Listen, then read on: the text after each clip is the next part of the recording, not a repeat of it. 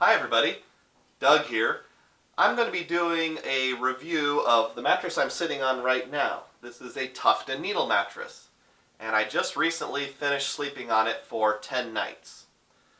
This isn't going to be one of my more formal reviews with thorough editing. I'm just going to do a stream of consciousness. Maybe I'll call it my initial ramblings.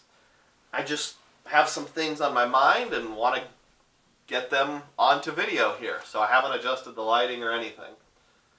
Tell me if you like this format or not. So, initial impressions of Tuft and Needle after spending a week and a half on it. It's a mattress that doesn't offend anyone because it's pretty good in everything. But there's no one area where it especially excels. For those of you who like retro video games, and maybe you grew up in the 80s and 90s like I did, if you're playing Super Mario 2, this is like choosing Mario. He's not bad at anything. He's not especially good at anything. Or playing F-Zero. This is Captain Falcon. You know, he's slightly above average in every statistic. So I think this mattress will appeal to a lot of people. For whatever reason, I'm just having a hard time getting myself to do the review because I'm just not sure what I'm going to say. So, like I said, this is my unrefined ramblings. I guess I'll start with the edge support, since I'm sitting on the edge right now. When I'm sitting like this, and I'll switch to this side, you can see it a little better, all the way back, I sink down quite a bit, about halfway through the mattress. It's roughly a 10-inch thick mattress, so I'm sinking down 5 or so inches. If I come out to the extreme edge, now I have full compression. I think all of my weight is pushing this down. It's compressed as small as it can go, so I think I've gone down 6 or 7 inches here. For reference, I weigh in the neighborhood of 200 pounds. I'm about 5'11", if that helps. So, edge support's not great if you want to be up, but in a way you're kind of stable also because I squished all the way down and through. If you were lighter, that might not be the case. You might only do a partial compression. So, someone who's elderly and needs lots and lots of edge support, probably not a good choice for them. If you didn't know, this is an all-foam mattress, and by all-foam, what I mean is there's no coils, no springs, no encased coils. It's just a foam mattress. So the cover feels nice. There's nothing wrong with it. No loose threads. It's very plain. Just got a little bit of texturing, not a lot. It's not a Tempur-Pedic type mattress. In other words, it's not one where you're going to feel enveloped. You sleep on it more than in it. So there's going to be some bounce. This bowling ball weighs, I don't know, between 12 and 16 pounds. I'm not exactly sure. So, you know, it's not catching air, but it's not bounced less either. It's somewhere in the middle. For a foam mattress, it's got more bounce than most. You'll notice as I'm dropping it, keep an eye on those books to see how much they're jiggling. Some. So, is it great at motion transfer? No. Is it bad at motion transfer? No. It's meh. Fine. No problem. You can see when the ball is there flat. Well, it's a ball, it can't be flat. When the ball is motionless, you know, it sinks down about 1 inch or so.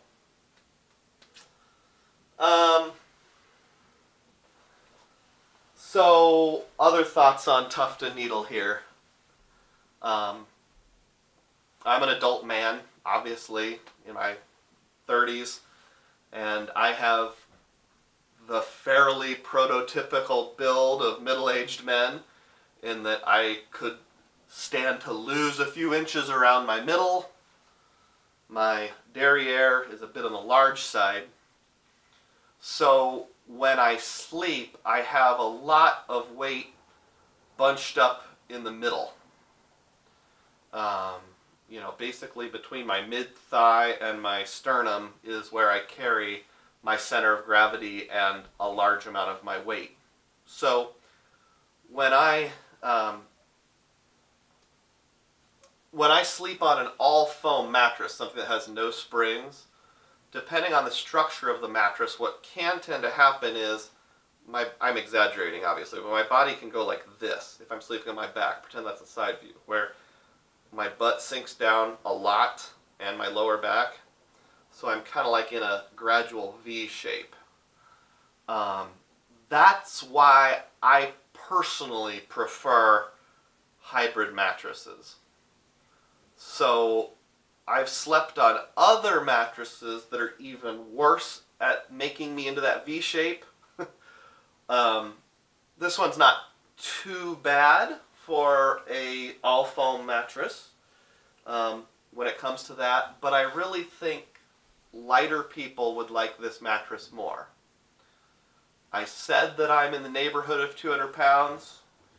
I'm actually on the plus side of 200 pounds. So if you are in fairly good physical condition and you weigh, say, under 170, I think you'd really like this mattress.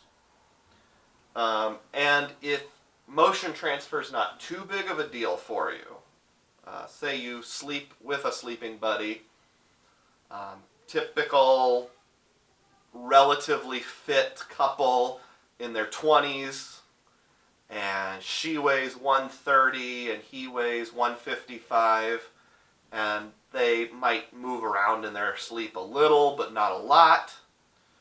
I think they'd really like it. This mattress does pressure point relief pretty well. Not the best, not the worst. So maybe I'll draw a chart and try to show you what I mean. Hold on. Okay, class. So here's a chart that I made in about 2 minutes. Very fancy.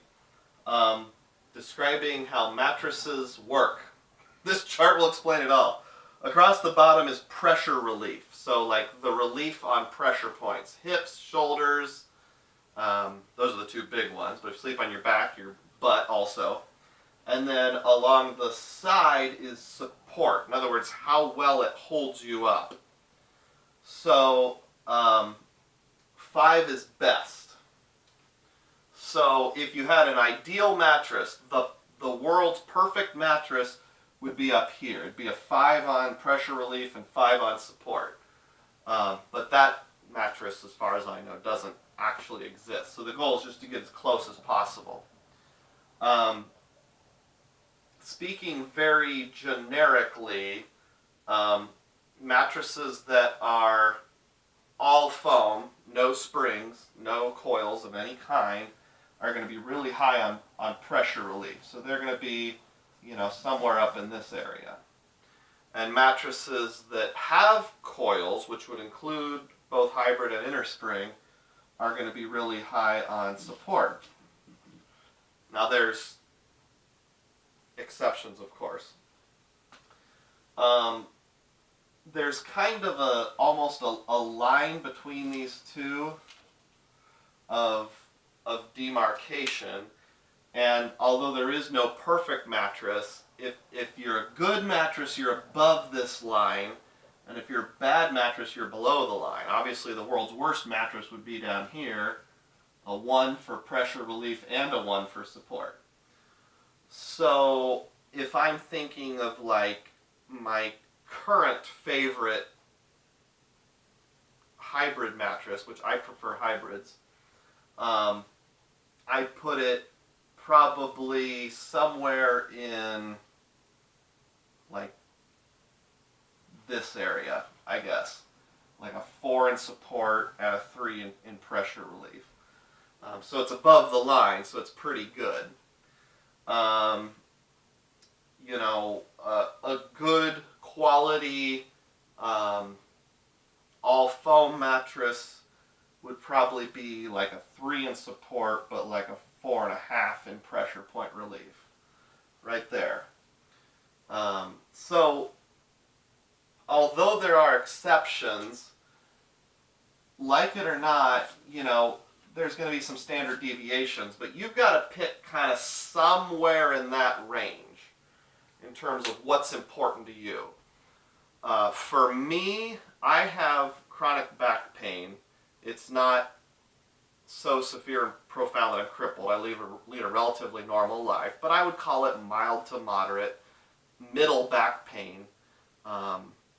So for me, support is more important. Pressure relief feels good when you lay down, and if you're totally healthy and don't have back problems, you'll probably think pressure relief's where it's at. I'd rather be down in this area. But when you're like me and you wake up in the morning, I'd rather have support because I'll get over the sore shoulder that didn't have pressure point relief in the first 30 minutes.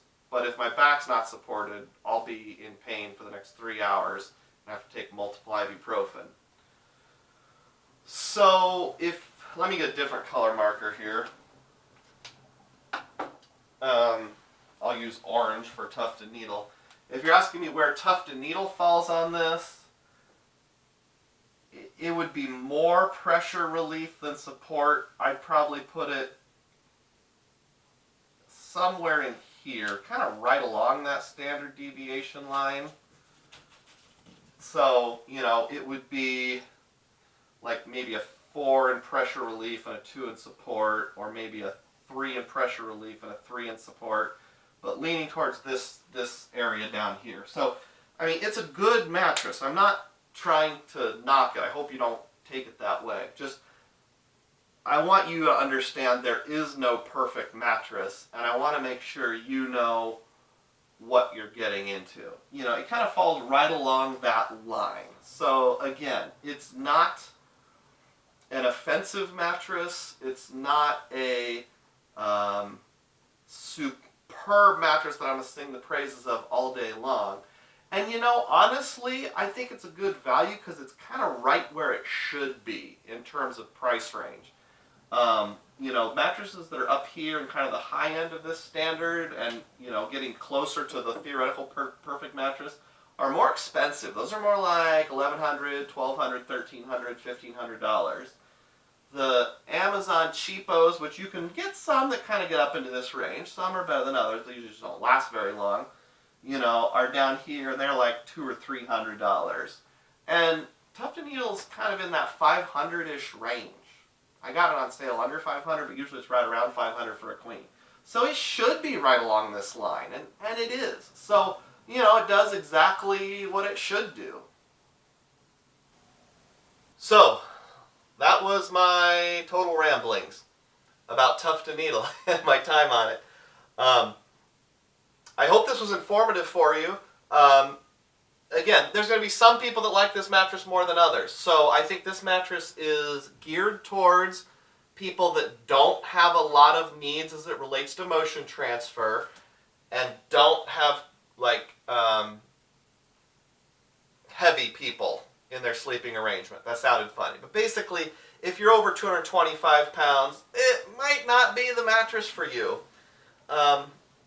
You can even see as I'm sitting on it here, I don't know if you can see it, but this end is going uphill ever so slightly. It's just, my weight is pushing all the way through it.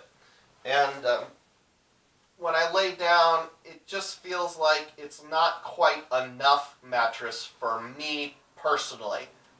Now, having said that, right after I finished my sleep trial, my kids had a couple friends over, and they're all 4th, 5th grade range. And they slept on it all night, and they thought it was perfectly fine and wonderful, but they all weigh, under 75 pounds. So this would be a great mattress for a guest room. It would be a great mattress for children, college students, except for if you're an offensive lineman or something. Any slender female under the age of 40 probably would think this is a great mattress. It's got a good warranty. It's in my video for the 10 best online mattress company warranties. So why don't you click the little information card in the top corner, not sure which one it is, and it'll take you to that other video and you can check that out. So Tuft and Needle is a good value, and it's priced properly. I think they can be proud of their product. Just, you need to know it's not for everyone. Those are my ramblings. If you like my ramblings, please subscribe to my channel, and I intend to have a full review of Tuft and Needle come out in the not so distant future. Hopefully I will. My chart looks like an angry whale.